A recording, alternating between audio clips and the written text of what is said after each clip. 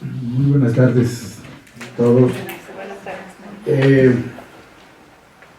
decir que esta posibilidad de estar hoy aquí es para mí muy grata, y tiene que ver con que en esos currículos que uno pasa para este tipo de eventos hay cosas que uno no dice, porque también ya tienen muchos años que pasaron y luego el currículum se va haciendo de más cerquita para no verse tan viejo. En alguna época fui profesor universitario en algunos años bastante complicados de las universidades, sobre todo locales, y tuve una situación de esas que se llaman de que se quema con leche hasta el coco que le sopla. Yo dije que ya no quería volver a seguir en la universidad y que lo único que me gustaría es tener posibilidades de estar en espacios como este, ¿no?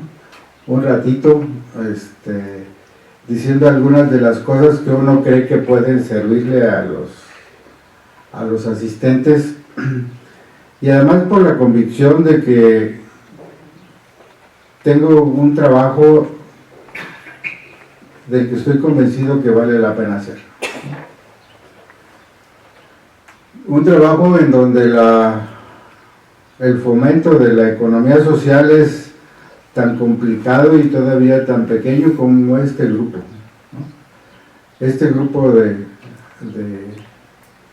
personas que se ha decidido por incursionar en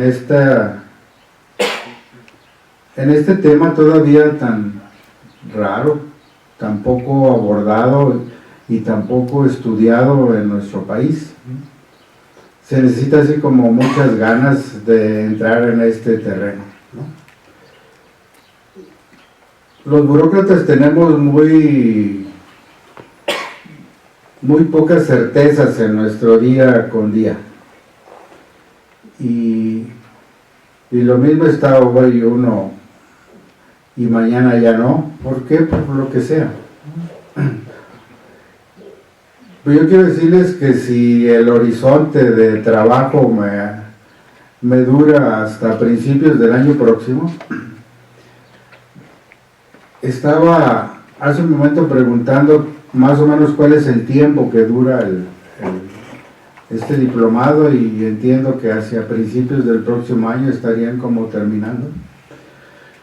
Y algo de lo que se señalaba respecto a la forma como se va a desarrollar el diplomado, pues debería terminar con unas cuestiones muy prácticas por parte de ustedes, y con la salvedad de que si no me corren antes de que eso suceda, a mí me gustaría mucho acompañar este primer proceso, ¿no?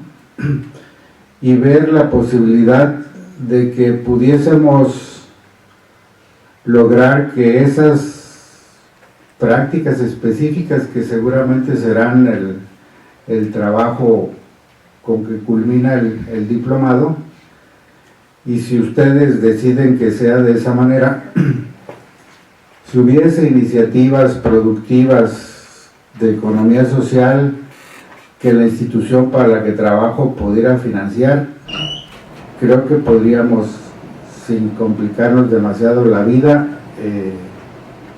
apoyarlas, si esa fuera la intención del punto de llegada de este diplomado.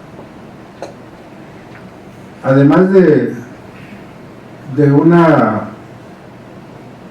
una cierta historia de amor de 10 años con Ciudad Juárez, que por razones de los accidentes de la vida burocrática, en este caso mía, ¿no? Desde hace 10 años tengo una extensa relación con la ciudad.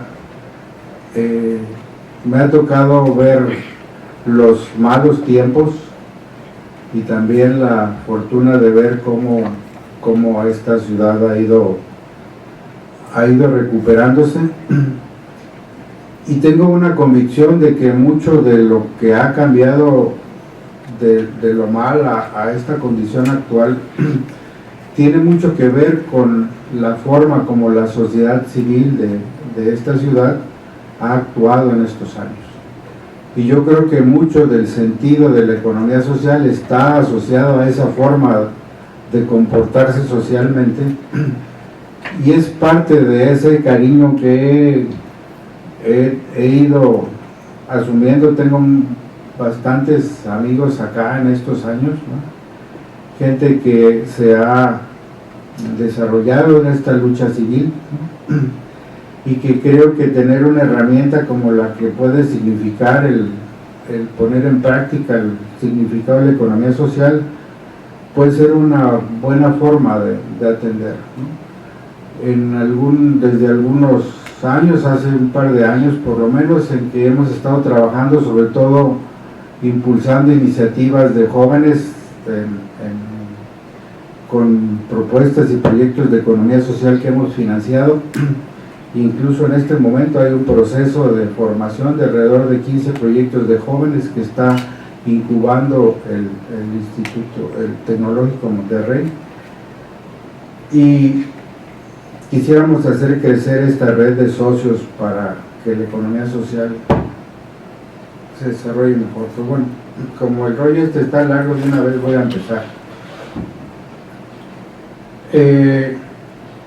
Cuando a través de Carolina me invitaron a estar aquí hoy con ustedes, tardé un rato más o menos largo en imaginarme qué hacer. Revisé un montón de papeles y materiales que he ido acumulando, y al final me pareció que lo que era más conveniente de platicar con ustedes era hacer un poco como la historia de lo que ha pasado con esta institución para la que trabajo, que de alguna manera en términos de política pública es la institución que se encarga de fomentar esta expresión de la actividad económica, que es la economía social, y por ahí me fui, ¿no? Después, cuando hice una lectura de algún documento que me enviaron de más o menos cómo estaba estructurado el diplomado, pues resultó que esto se parece mucho a lo que van a ver ustedes a lo largo de estos meses, y que yo tendré que decir así en algo menos de una hora, ¿no? Es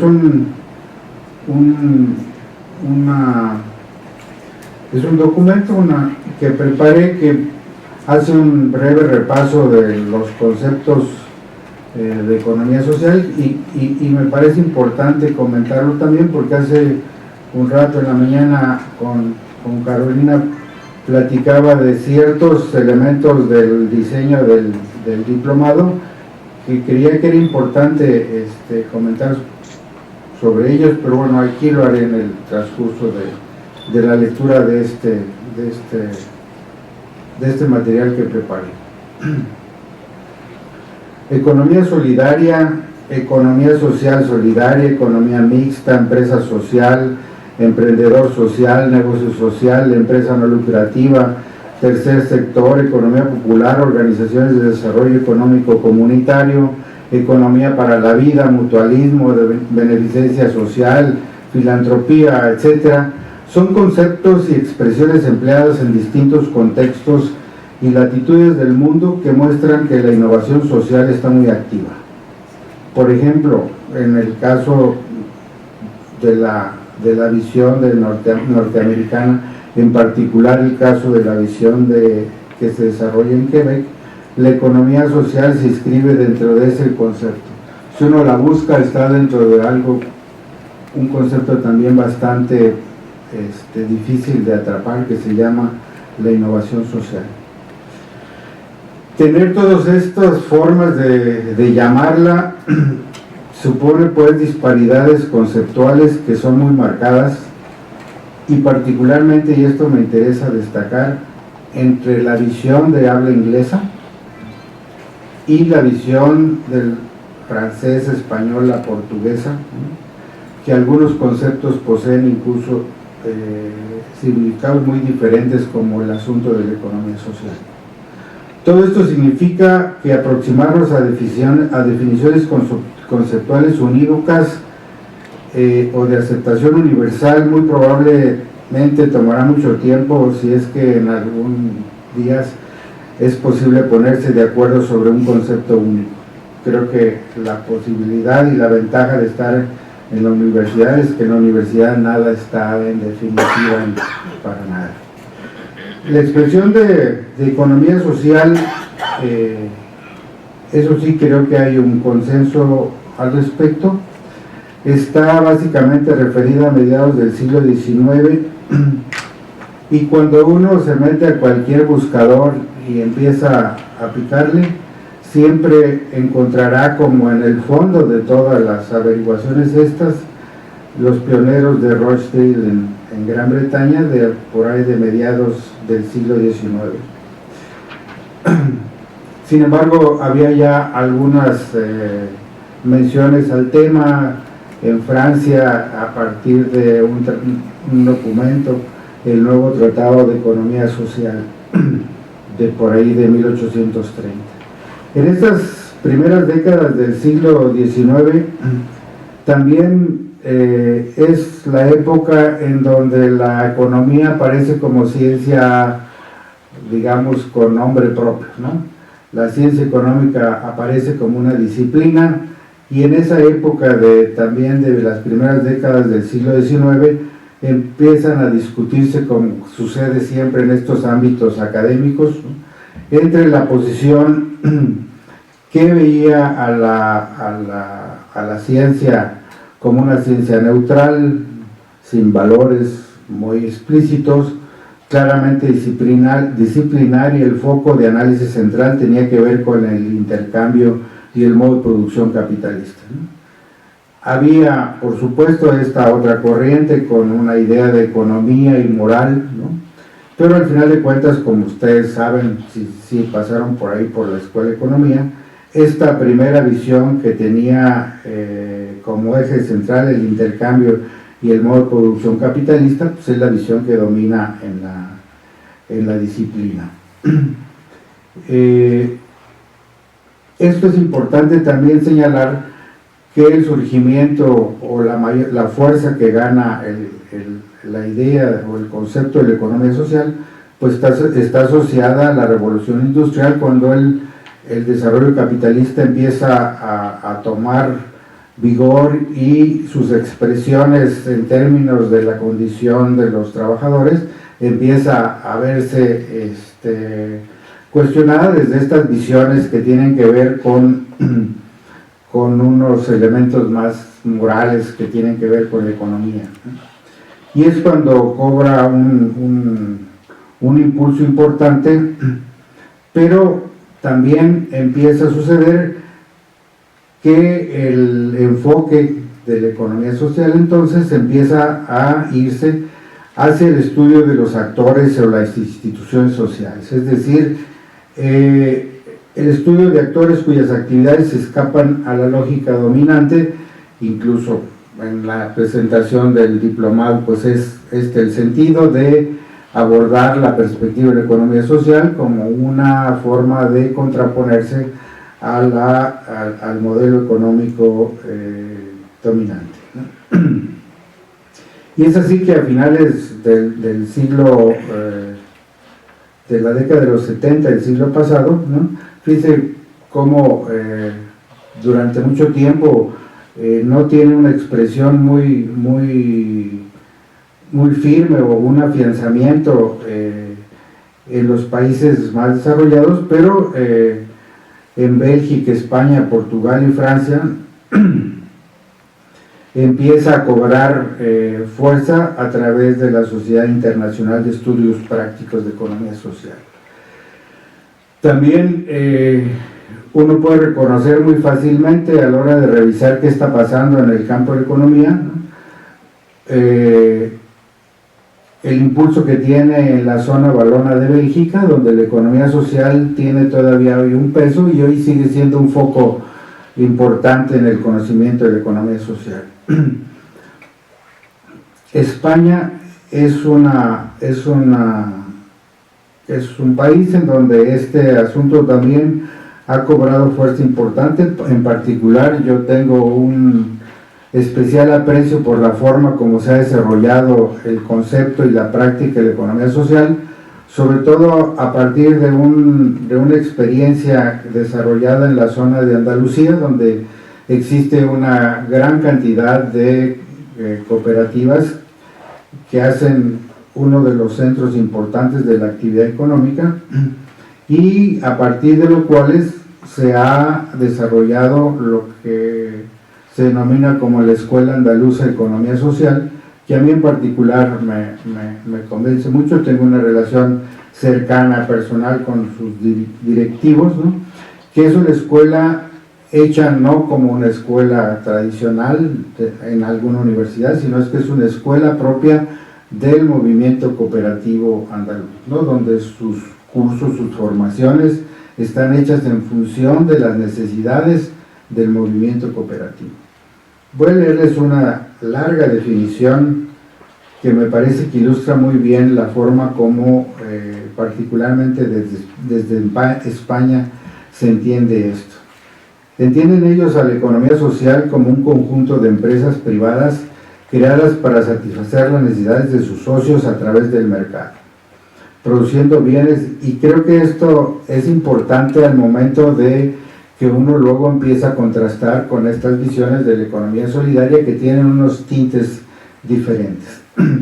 El hecho de que destaquen que es empresas que se mueven en el mercado pero para beneficio de los socios es una característica muy importante, en donde la distribución del beneficio y la toma de decisiones no están ligadas al capital aportado, ¿no? Creo que esto también es otro elemento distintivo y que tiene mucho que ver cuando uno revisa el concepto de economía social desde esta perspectiva y desde la perspectiva anglo, ¿no? O sea, esta visión es diferente, en donde la economía social también incluye las instituciones sin fines de lucro, que son productores no de mercado privado, ¿no? Esto es importante sobre todo para la práctica mexicana, en particular para el trabajo que nosotros hacemos, en donde nosotros no tenemos contemplado el apoyo para este tipo de actividad generada desde ese espacio, ¿no? Esos son los rasgos que distinguen, digamos, esta forma de entender la economía social, y de la que debo confesar que yo comparto de manera sustancial. Es decir, que en este término lo social tiene que ver con el tipo de propiedad de los emprendimientos, y pues que los propietarios son las personas que trabajan y o participan en estas asociaciones, y no un grupo de inversionistas. A partir del 95 digamos, de este siglo pasado, es cuando, por ejemplo, en el mundo angloparlante se empieza a utilizar el concepto de economía social para referirse al propósito o sector de actividad al que se dedica, ¿no? Y esta es una diferencia importante. Mientras desde la perspectiva inglesa o norteamericana de economía social, esto está referido a qué hace o a qué actividad se dedica. En el otro enfoque, el tipo de propiedad es el que define fundamentalmente. Esto me parece que es importante a la hora de volver práctico esto, y esto lo comentaba hoy en la mañana, ahí en la parte del diseño del diplomado, mientras en su concepción central está esta otra parte colectiva a la hora de ir hacia la parte práctica. Me parece que se mueve hacia esta concepción angloparlante. Hay una concepción conceptual relativamente diferente, que es la que se genera en Quebec, en donde la economía social más o menos se define como una que tiene como objetivo servir a sus miembros o a la comunidad, donde la iniciativa económica es autónoma respecto del Estado. En sus estatutos y códigos de conducta se establece un proceso democrático de toma de decisiones, lo que implica la necesaria participación de trabajadores y usuarios. Da prioridad a la gente y su trabajo por encima del capital en la distribución de los ingresos y excedentes. Sus actividades se basan en los principios de participación, empoderamiento y la responsabilidad individual y colectiva. Digamos que está así como entre ambos caminos, pero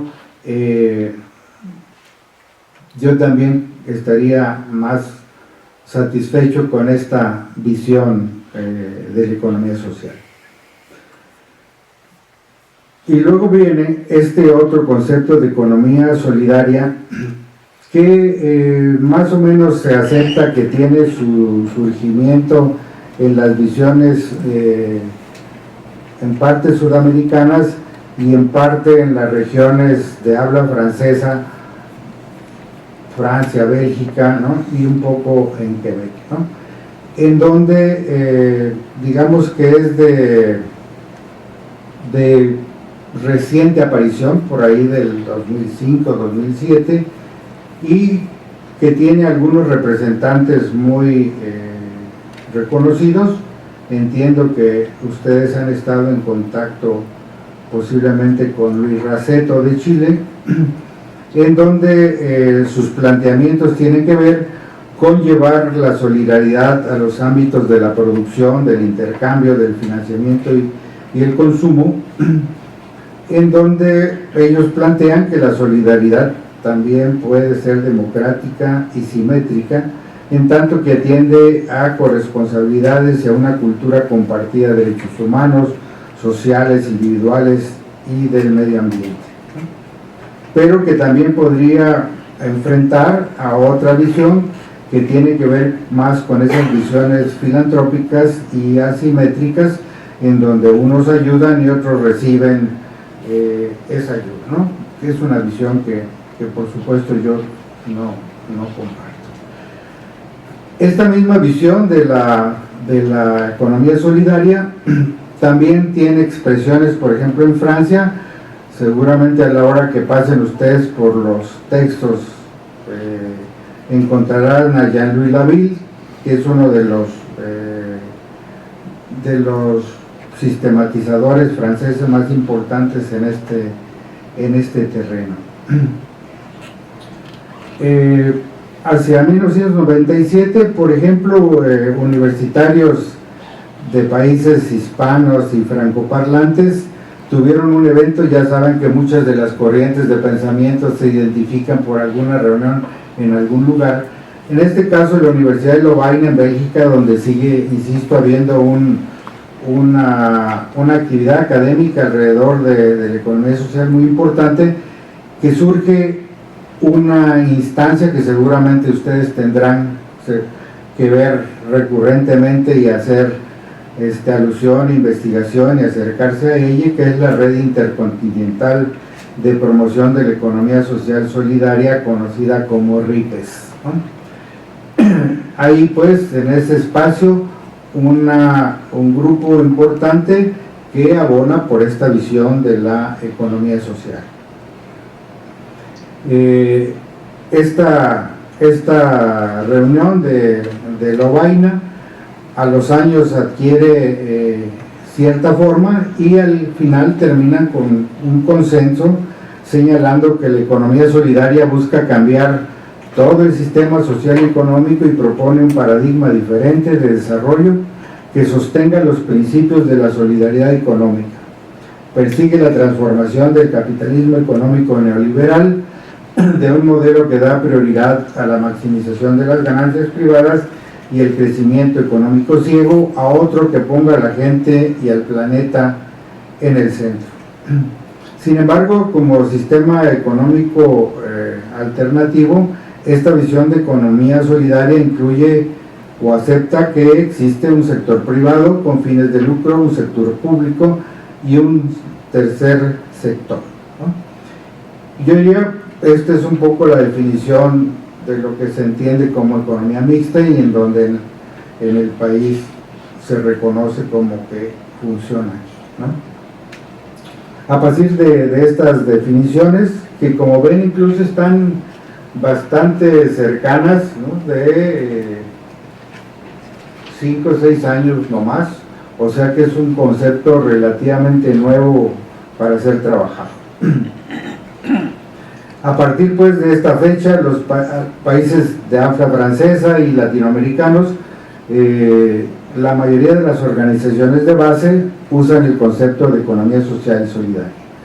Una excepción importante es Brasil, que a pesar de, digamos, que estar en esta esfera de los países sudamericanos, no usa el concepto de economía social y solamente usa el concepto de economía solidaria, ¿no? Es interesante, por ahí seguramente a la hora de que entren a esta parte de las mejores prácticas, los cambios recientes en la política brasileña, ya han desaparecido esta Secretaría Nacional de Economía Solidaria y hoy hay una instancia que se identifica más como el área administrativa de la pequeña empresa, ¿no? Ha habido un cambio significativo que evidentemente tiene que ver con mucho de lo que pasa en las políticas públicas. Cambian en función de la condición política de los gobiernos en turno, ¿no? Esto determina mucho cómo se comportan, por lo menos desde su instrumentación gubernamental, estas instancias, ¿no? En los años de una fuerte presencia del Partido de Trabajo en Brasil, esta estructura alrededor de la economía solidaria tiene una fuerza importante y una gran influencia, ¿no? En particular encabezados por un teórico bastante reconocido, un académico, Paul Singer, y que es muy probable que ya no esté ahí, ¿no? Un autor latinoamericano importante también, que seguramente estará ahí en sus lecturas y en una de esas hasta por acá, Corallo, ¿no? Plantea que la economía social y solidaria es el sistema económico en proceso de transformación progresiva que organiza los procesos de producción, distribución, circulación y consumo de bienes de tal manera que estén aseguradas las bases materiales y relaciones sociales y con la naturaleza propias de eso que se conoce como el bien vivir o vivir bien. Cuando uno oye esos conceptos, generalmente los remite a las prácticas ecuatorianas o a las prácticas bolivianas, donde hay como un uso muy recurrente de este tipo de expresiones y que están muy asociadas a la visión de la economía solidaria. Este es así el rápido paseo por las cuestiones conceptuales, que yo diría que si uno como yo, que tiene que estar en la burocracia, las trae en la cabeza, también le sirven para la chamba de todos los días, aunque de repente parece que no. Ahora bien, esas cuestiones, ¿cómo se reflejan en México? Más o menos se reconoce, aunque ustedes encontrarán que hay muy poca literatura sobre la economía social y su desempeño en México, pero es más o menos algún consenso de que a principios de los años 80 del siglo pasado tiene como un desarrollo mayor la economía social y solidaria como una forma de resistencia, y yo diría que en algunos de los textos que hablan sobre el tema está como muy reconocido que el concepto de economía social de repente brinca y tiene más presencia cuando las condiciones económicas se complican más, ¿no? Seguramente no es casual el hecho de que cuando la revolución industrial empieza a tener sus expresiones más importantes, surge como de rebote la visión de economía social, ¿no?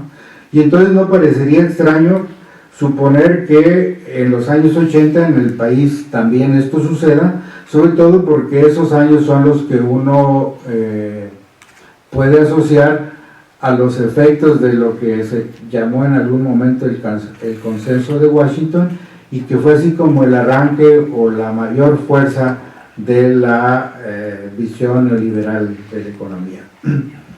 Entonces, si uno asocia eso con el crecimiento o la fuerza de la economía social, tiene mucha lógica, ¿no? En esa época se intentaba responder con nuevas formas de organización a la crisis social provocada por el retiro del Estado.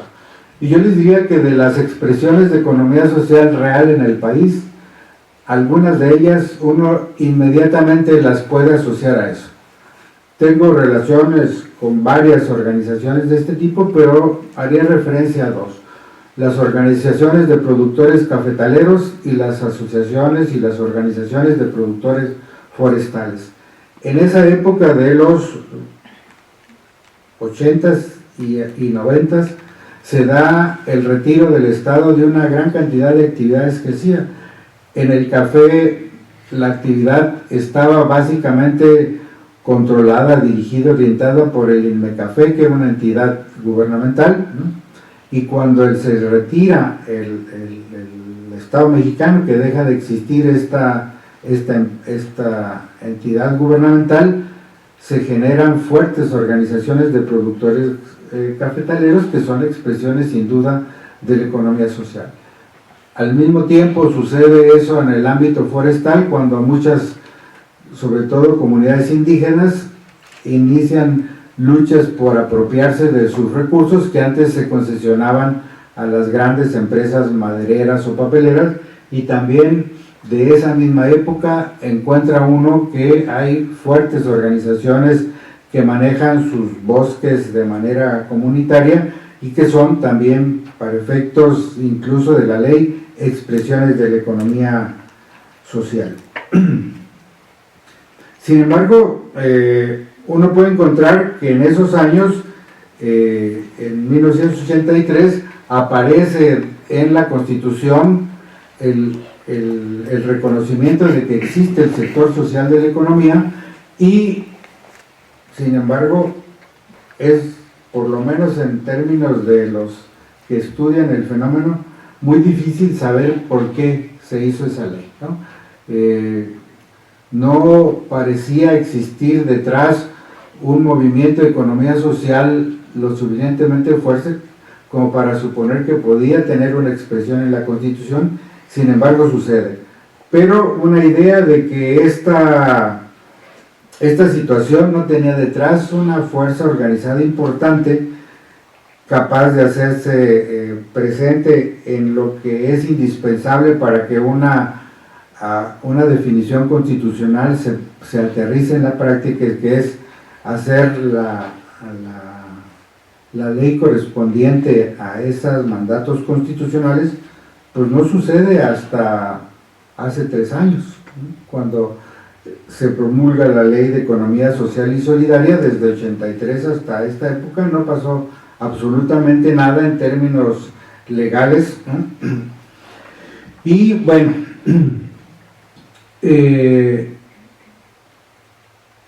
esta debilidad en la práctica del sector social de la economía mexicana es que, por ejemplo, hoy tenemos una enorme dificultad para poder imaginarnos de qué tamaño es, ¿no?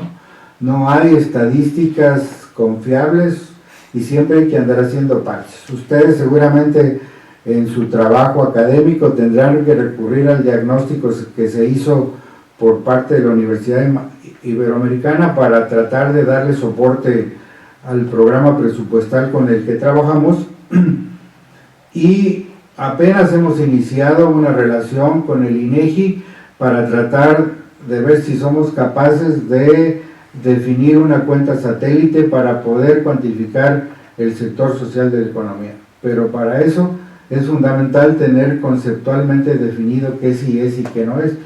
Si ustedes recurren a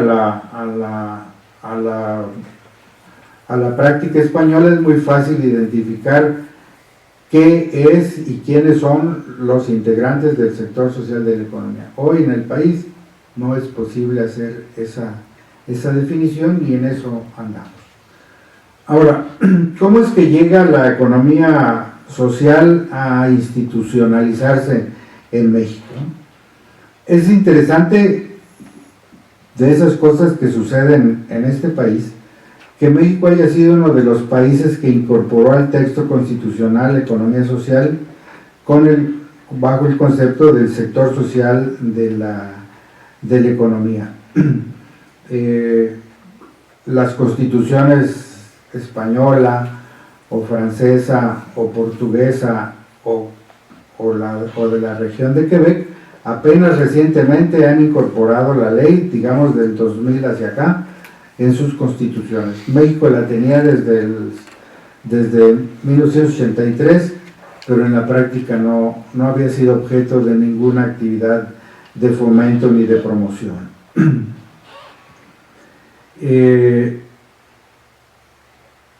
La ley de economía social, pues, es muy curioso que aparezca exactamente cuando el modelo de libre mercado cobra sus expresiones más importantes de los 80 para acá, ¿no? Pero insisto que solamente hasta el 2013 haya podido tener su ley reglamentaria.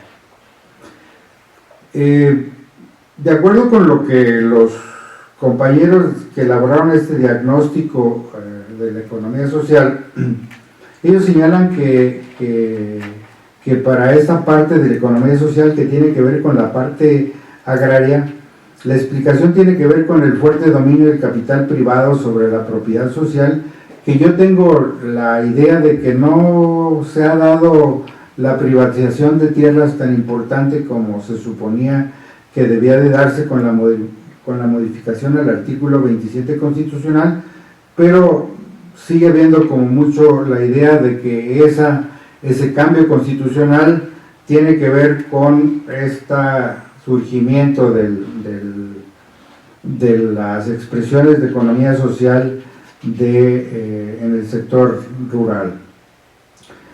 Y, por ejemplo, se dice que para cuando este modelo neoliberal empieza a cobrar fuerza, hay como un par o dos formas de atender las necesidades del sector.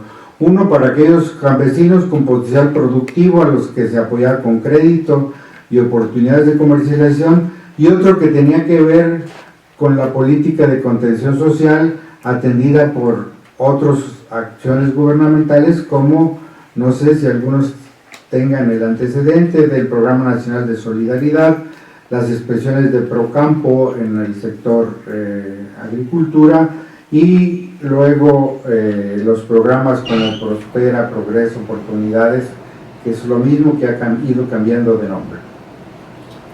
En el campo eso sucedía básicamente con el sector rural, con el sector agrario. Incluso yo diría que muchas de las acciones, porque a mí me tocó participar en ellas, del programa de solidaridad, condujeron a una de las expresiones importantes que hoy hay de la economía social, que tiene que ver con las cooperativas de ahorro y crédito. A partir de recursos públicos se generaron varias de las llamadas cajas solidarias, que son instituciones de ahorro y crédito que hoy son entidades bastante prósperas, digamos, en terreno financiero. El otro componente de la economía social real del país, el subsector, digamos, de las cooperativas, que es a lo que con más frecuencia uno asocia al sector social de la economía, no ha tenido en realidad prácticamente una política de apoyo, a pesar de que en la historia mexicana el movimiento cooperativo está muy asociado a la emergencia de las visiones revolucionarias. Y, por ejemplo, desde 1873 los dirigentes del Círculo Obrero de México ya empezaban a tratar de promover el cooperativismo. Sí, es muy probable que ustedes recuerden que en sus lecturas sobre la Revolución Mexicana y sus antecedentes hay mucho de estas visiones de ciertas corrientes radicales europeas que luego son asimiladas en México y que muchas de ellas van a reflejarse en los movimientos cooperativos, ¿no? Los sastres de la Ciudad de México son curiosamente la primera cooperativa que existe por allá por fines del siglo XIX. Y el movimiento obrero pues era el que más era receptivo al mensaje cooperativo, pero también hubo varios sectores que se fueron interesando en esta visión colectivista, incluso hace que en el tiempo de Porfirio Díaz, por allá en 1889, en el Código de Comercio ya estaba haciéndose referencia a entidades asociativas y la ley reconocía pues que ya había ahí un embrión de formas diferentes de negocios, de empresas.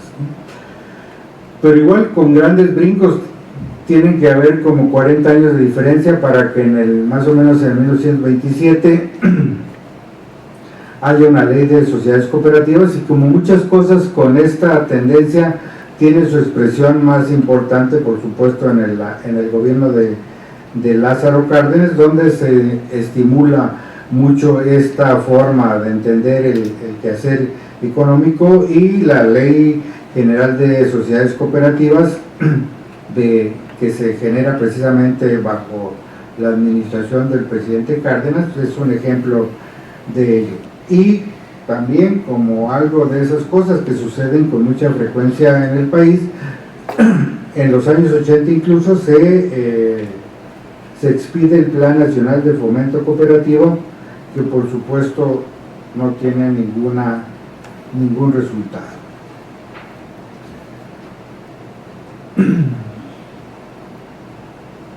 Les decía hace un rato que la posibilidad de disponer de números claros de qué tamaño es el sector es tan incompleta y tan poco confiable como el hecho de que nuestras cifras relativamente más certeras son de hace como de 10 años, ¿no? O más, y que por ejemplo el último informe de cuando las cooperativas estaban cuyo registro estaba en la Secretaría del Trabajo y Previsión Social, entonces se hablaba de alrededor de 10.500 cooperativas con registro, con alrededor de 500.000 de socios, y de las cuales eran las de producción y las de consumo principalmente.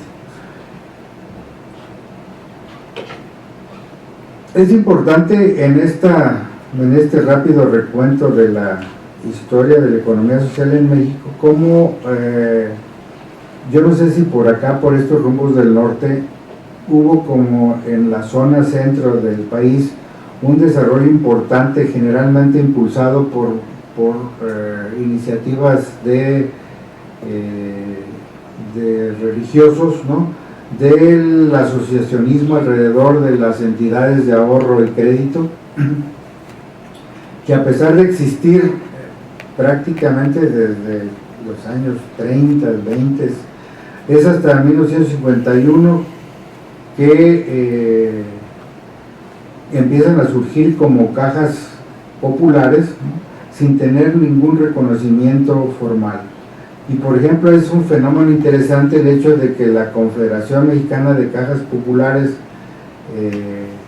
de 1964, sin tener una normatividad específica, era socio de la Alianza Cooperativa Internacional, que digamos es el organismo que digamos representa el movimiento cooperativo mundial. Es hasta el 91 cuando la Ley General de Organizaciones y Actividades Auxiliares de Crédito da reconocimiento a las cajas populares como figuras de sociedades de ahorro y préstamo. Es importante como pensar en que la realidad generalmente va delante del reconocimiento formal, y en este caso de la economía social evidentemente hay un problema muy grave en este sentido. El hecho de que haya gente que empieza a trabajar, empieza a pensar, empieza a estudiar y empieza a empujar esto, pues es parte de las esperanzas de que la economía social pueda avanzar muy rápidamente, y no es casual de que yo tenga ganas de estar aquí, venir y ver qué sucede, Pues porque nosotros tenemos que encontrar al mayor número posible de aliados para ir empujando esto de la economía social. Ahora bien, les decía que la economía social toma forma, digamos, en términos legales a partir de febrero de 1983, cuando se reforma el artículo 25 de la Constitución y se reconoce que dentro de la economía mixta del país hay un tercer sector que está conformado por los organismos y empresas que tienen una naturaleza distinta a las del sector público y al sector privado, y que se le conoce como el sector social de la economía.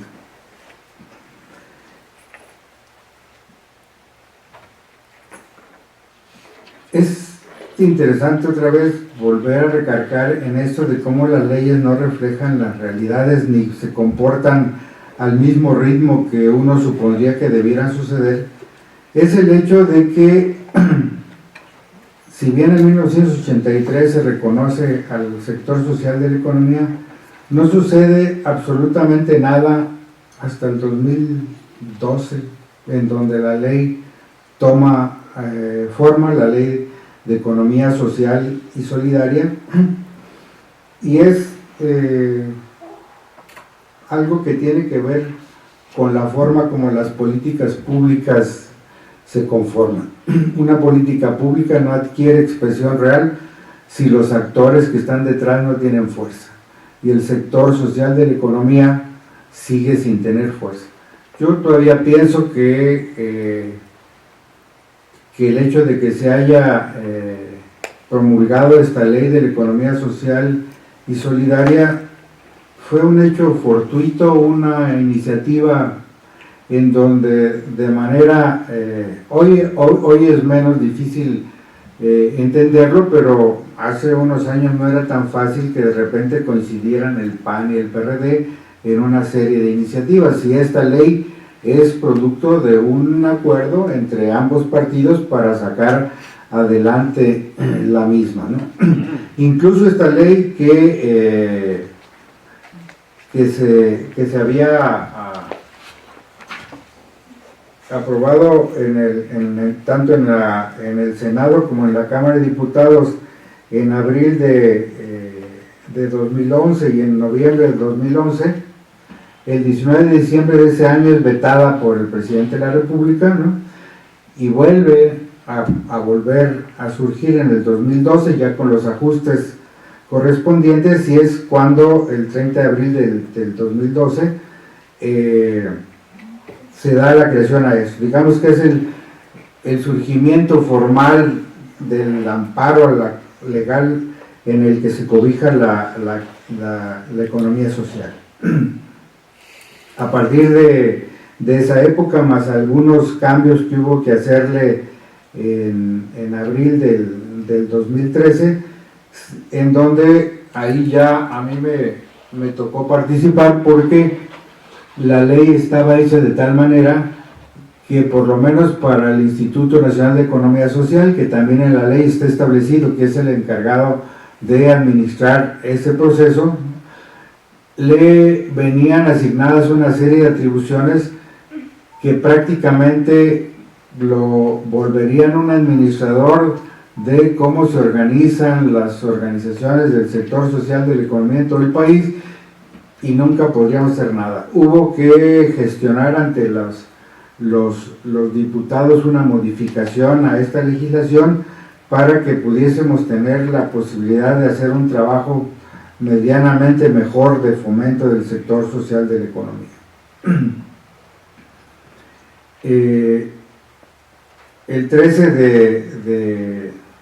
El 7 de junio de 2013 finalmente quedó la ley como hoy podemos conocerla, y que nos ha permitido como el instituto poder echarla a caminar, ¿no? Entonces es un precepto legal de orden público e interés social, y que tiene observancia obligatoria en todo el territorio nacional. Sin embargo, esto en realidad es como muchas otras leyes, algo que se cocina y se decide desde el centro, pero en donde las instancias locales, las instancias estatales, no tienen demasiado interés en promoverla. Esto es algo con lo que nosotros hemos venido encontrándonos en estos años de operar al amparo de la ley.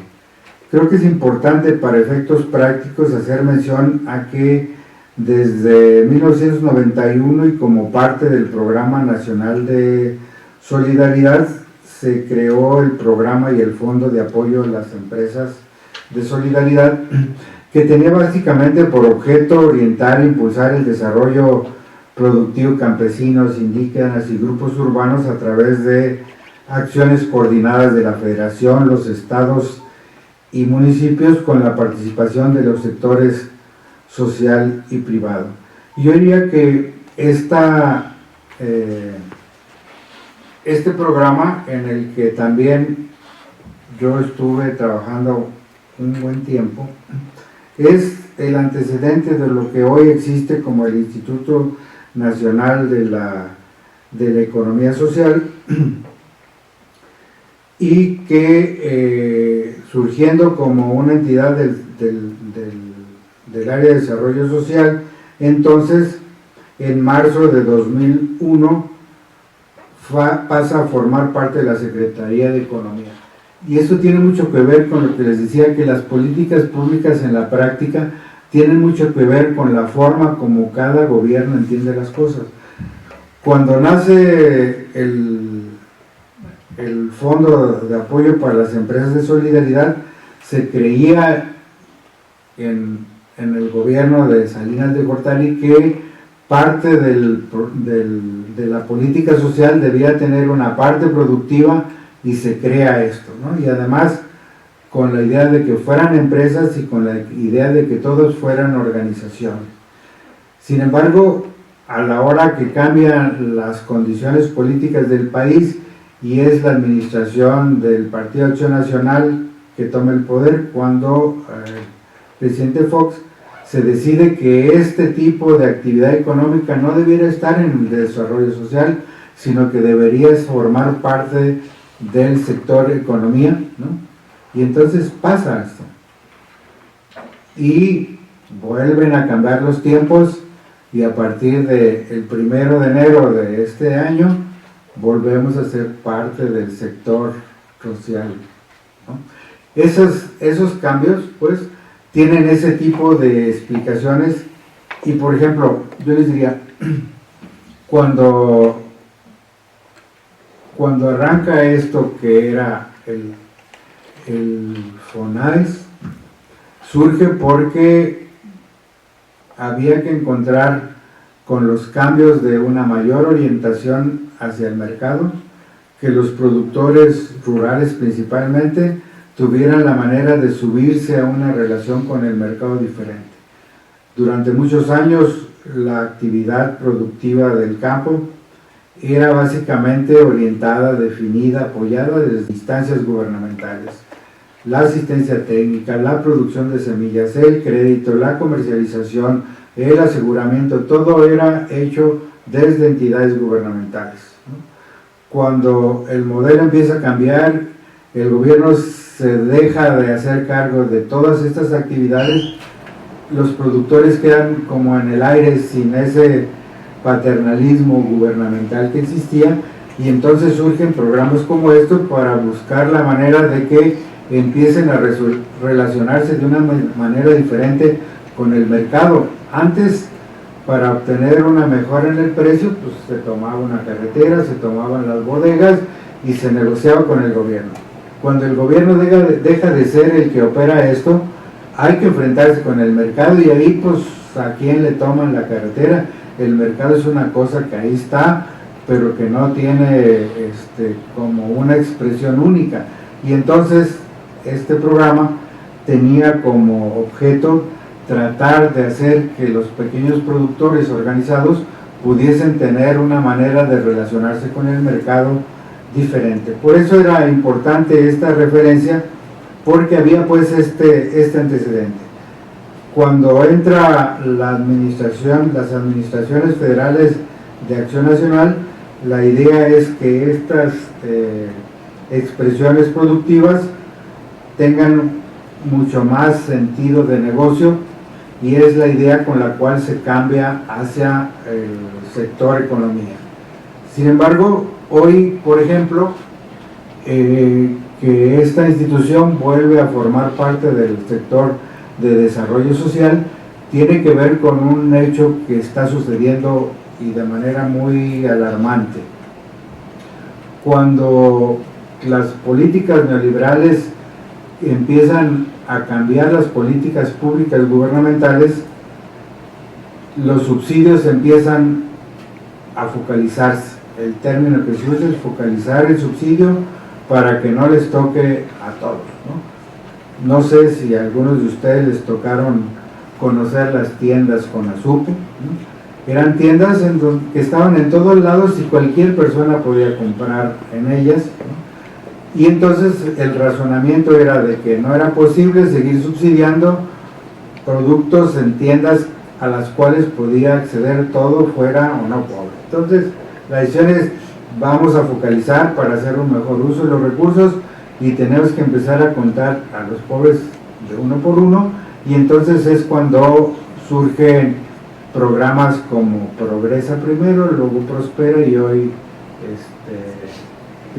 Oportunidades y luego Prospera, que es la focalización del subsidio para asegurarse de que no vaya a quien no lo necesita. Y este programa tenía como fundamento detrás de que si se hacían transferencias condicionadas, es decir, les damos un recurso a las personas con la condición de que vayan los servicios de salud y vayan a los niños a la escuela, de manera que podamos romper lo que se llama la pobreza intergeneracional. Es decir, que una familia que es pobre hoy, cuando transite hacia una nueva familia, no lo sea, ¿no? Sin embargo, los cambios que se han dado en la actividad económica recientemente hacen que un niño que estudió hasta la secundaria, como antes era, suficiente para poder llegar a ciertos puestos laborales que les permitía mejorar los ingresos y salir en teoría de la pobreza. Sin embargo, el modelo económico se ha comportado de tal manera que ya ni los doctores pueden asegurarse una chamba digna como para eso. Entonces, este programa ha quedado muy rezagado, y parte de la idea de que ahora estas iniciativas de apoyar emprendimientos de economía social pasen al sector desarrollo social, tiene que ver con que esa población pueda tener una opción diferente, porque ya la simple beca, ir a la escuela o tener acceso a ciertas actividades de salud no es suficiente. Hoy es posible encontrar madres apoyadas por este programa que antes fueron niñas apoyadas por ese programa. Entonces no se ha roto la brecha intergeneracional de la pobreza, y hay que empezar a buscar otros sentidos, y parte de eso tiene que ver con lo que nosotros hacemos ahora. Y ya me estoy arrimando al final, y que tiene que ver con la práctica que espero que ustedes desarrollen a partir de esto que están empezando ahora con el diplomado.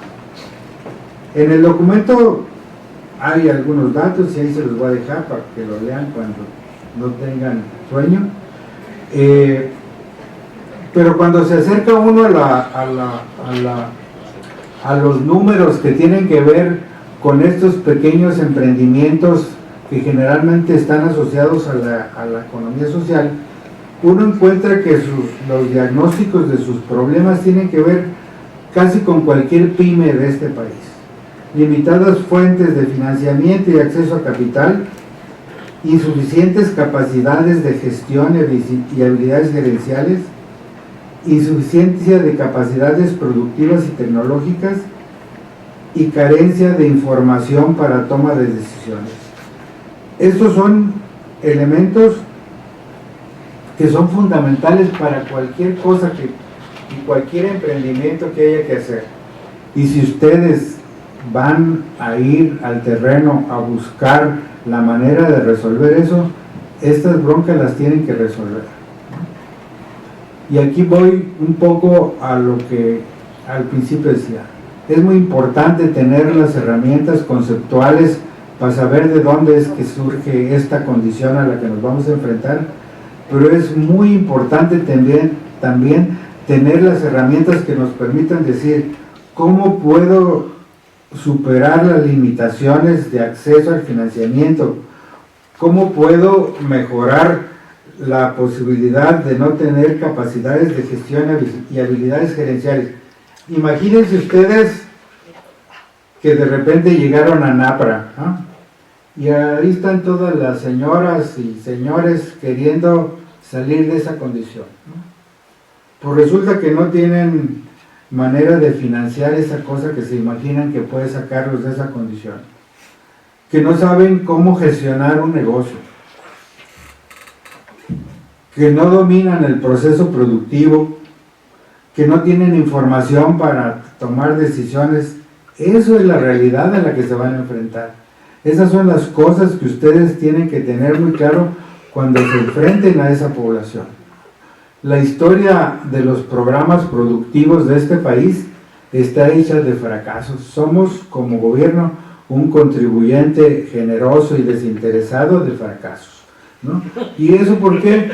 Pues porque vamos y repartimos la lana con criterios asistenciales. Ay, pobrecito.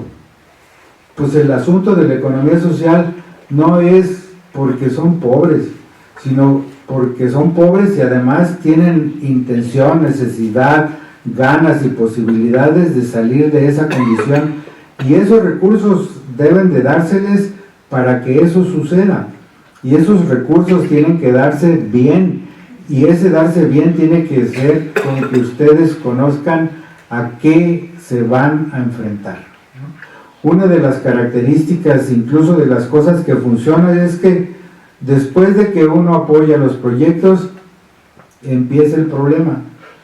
Y desde la visión de la burocracia, el problema termina cuando le dio los pesitos a la gente. El problema es gestionar bien los recursos.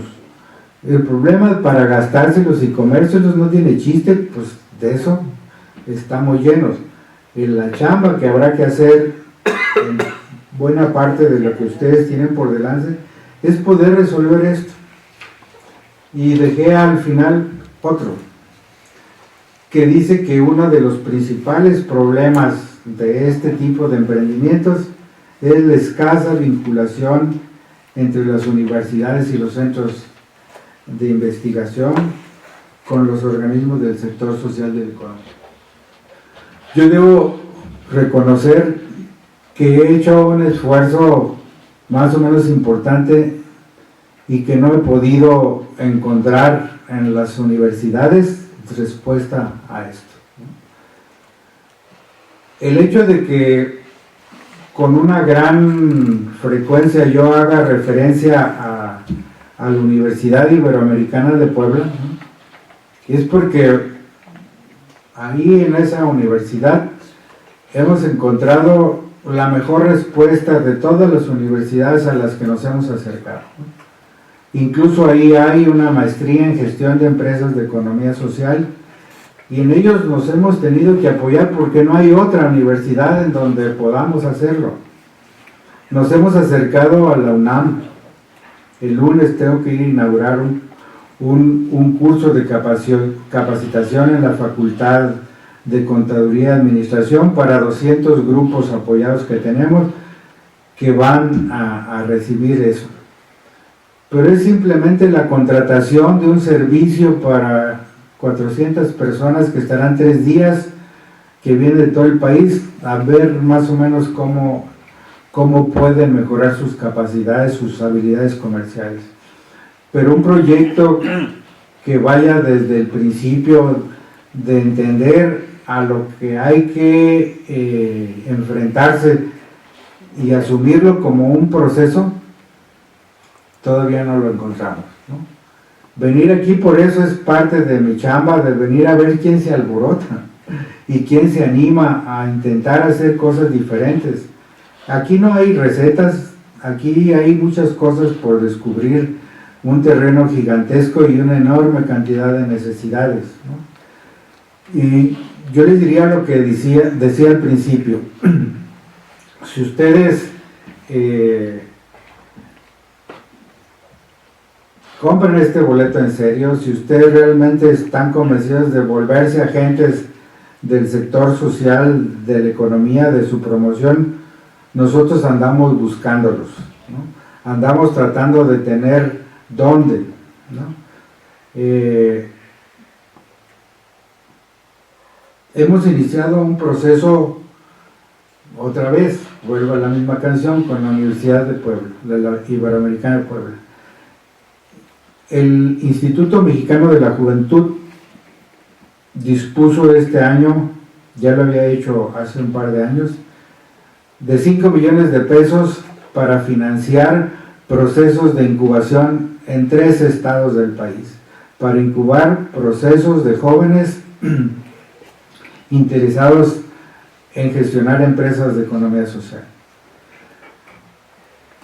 Pero como ustedes saben, cada incubadora trae su librito, trae su manual, aunque se parezcan mucho, pero ninguno tiene el sentido del emprendimiento de economía social, que tiene que ser un negocio como cualquier otro, pero que tiene mucho más dificultades para ser gestionado, ¿no?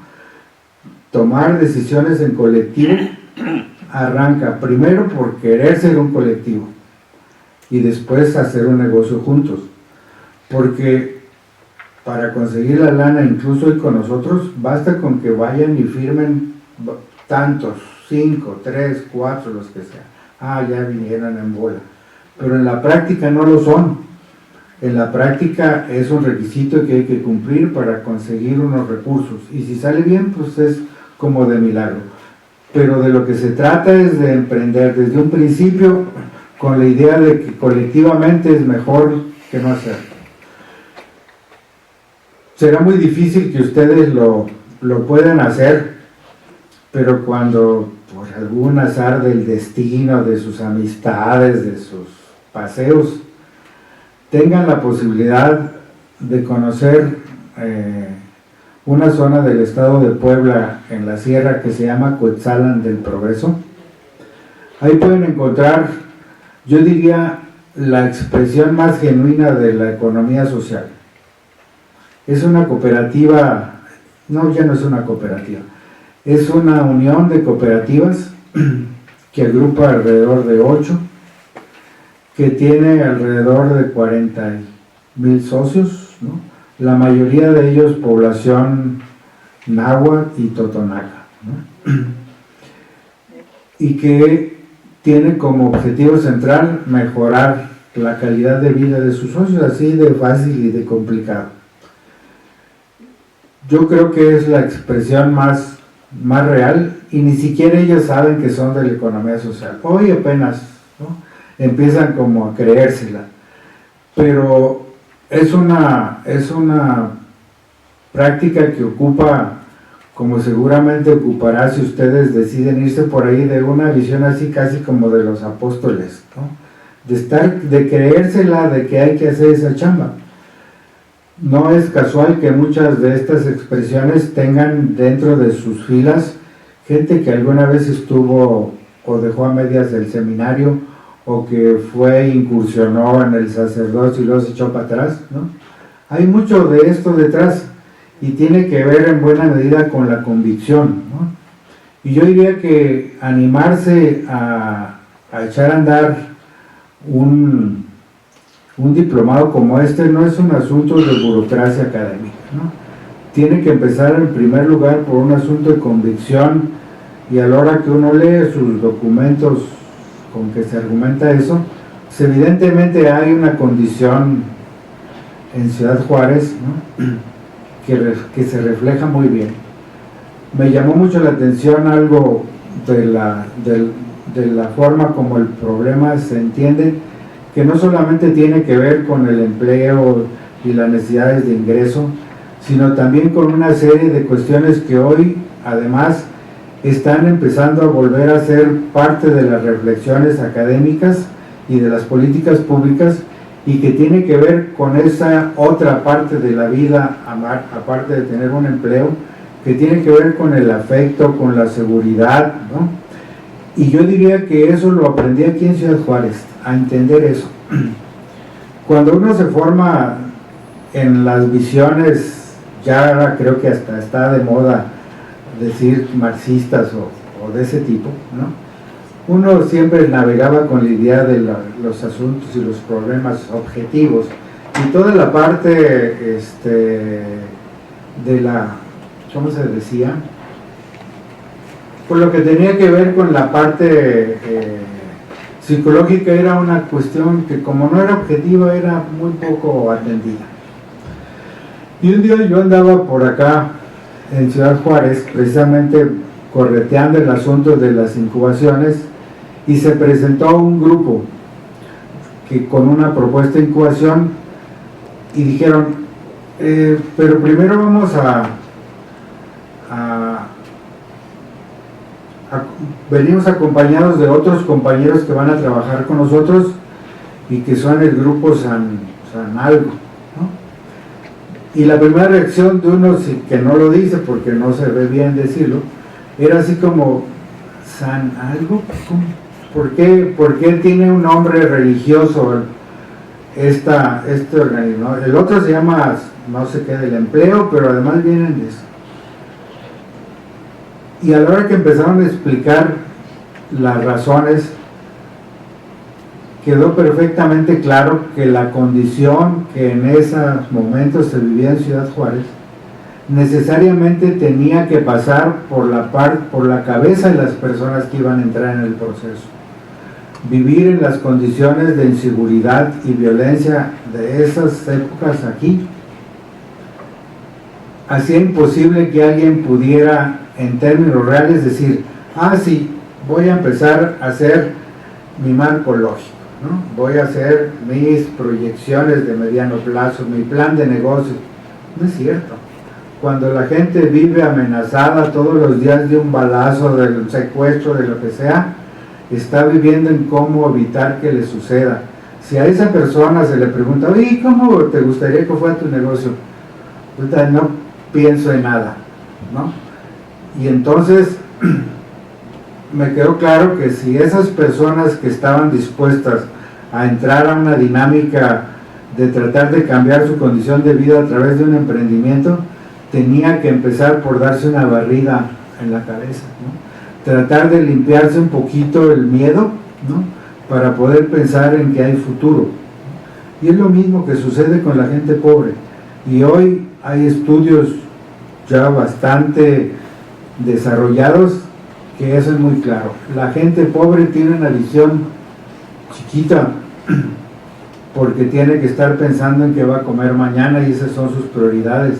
Y la posibilidad de imaginar que tienen un futuro no está muy a la mano. Y esa es parte de la chamba que ustedes tendrán que hacer si deciden que esos son los espacios en los que van a trabajar.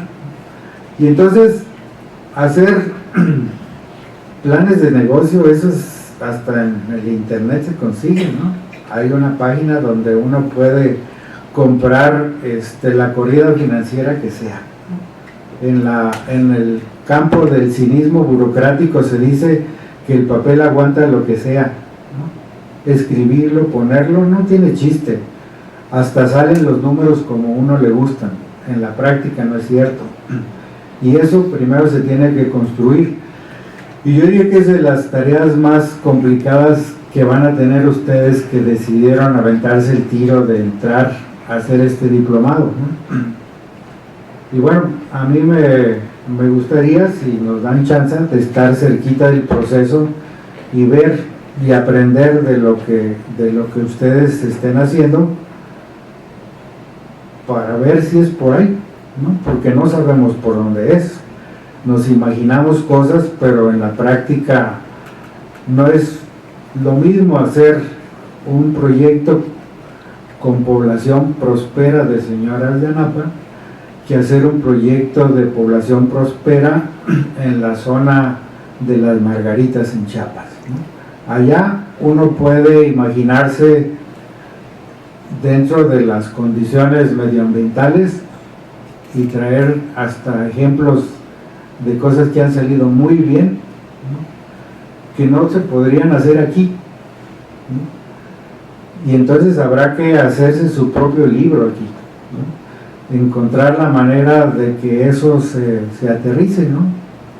Y tengan la seguridad de que en la medida de nuestras limitadas capacidades para hacerlo, pues vamos a estar aquí acompañándolo, ¿no?